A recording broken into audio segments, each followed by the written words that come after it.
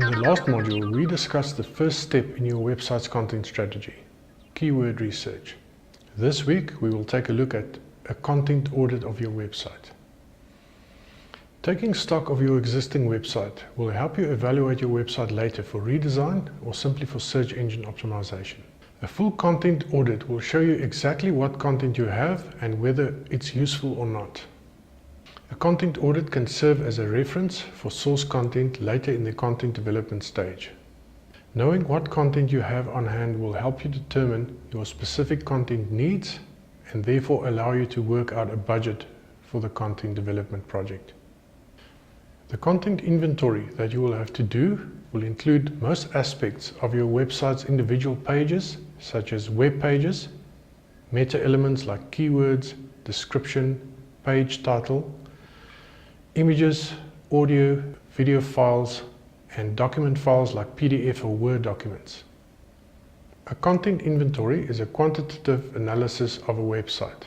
It simply records everything that's on the site. The first step in the content inventory procedure is to click through every single page of your website and record what you find in a spreadsheet. Create different headings on your spreadsheet, such as page ID, page name, and URL. Here you will also add supplementary documents, videos, forms, and articles together with the site pages. In order to make sense of the data, we recommend that you create categories and subcategories. Catalog the information by main pages and subpages. Whereas a content audit is a qualitative analysis and answers questions, is it any good?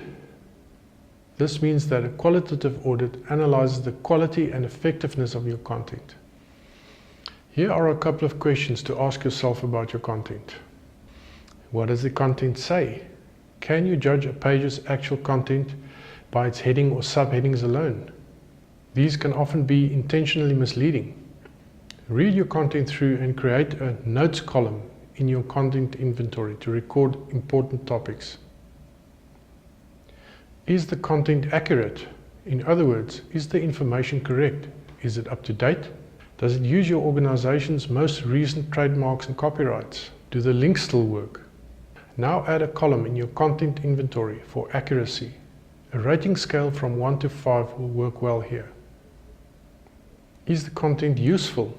Ask yourself, does the current content support your business objectives? Does it provide useful information to the readers?